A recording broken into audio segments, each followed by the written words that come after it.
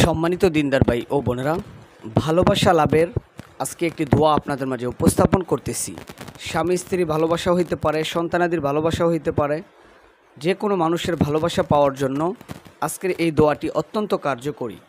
আপনি যখন রাতে ঘুমাতে যাবেন, ঘুমাতে যাওয়ার সময় তার কথা স্মরণ করে আপনি শুধু এই দোয়াটা পড়তে পড়তে ঘুমিয়ে যাবেন। অত্যন্ত সহজ একটি দোয়া, ছোট্ট একটি দোয়া।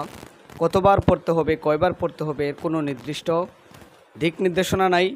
আপনি পড়তে পড়তে ঘুমিয়ে যাবেন। শুধু প্রতিদিন রাত্রে দুনিয়ার এক প্রান্ত থেকে অন্য প্রান্তের মধ্যেও যদি আপনার ভালোবাসার মানুষটা থাকে, তার দিলের মধ্যে আপনার ভালোবাসা ফুটিয়ে তুলতে চান, তবে এই আমলটা প্রতিনিয়ত করেন, আল্লাহর কাছে প্রার্থনা করেন। আল্লাহ চাহে তো অবশ্যই সে যদি আপনার জন্য কল্যাণকর হয়ে থাকে, আল্লাহর কাছে এইভাবে চাইবেন, হে আল্লাহ, আমার প্রিয় মানুষ, ভালোবাসার মানুষ যাকে আমি পছন্দ করি, সে যদি আমার জন্য কল্যাণকর হয়ে থাকে, তবে তুমি তার দিলের মধ্যে আমার মোহাব্বত ফুটিয়ে তুলে দাও। তারপর এই দোয়াগুলো পড়বেন। দোয়াটা হলো, আল্লাহুম্মা ইন্নী আসআলুকা হুব্বাকা ওয়া হুব্বা মান ইউহিব্বুকা। আবারও বলতেছি, আল্লাহুম্মা ইন্নী আসআলুকা হুব্বাকা ওয়া হুব্বা মান ইউহিব্বুকা। পড়তে পড়তে আপনি শুয়ে যান, ঘুমিয়ে পড়েন।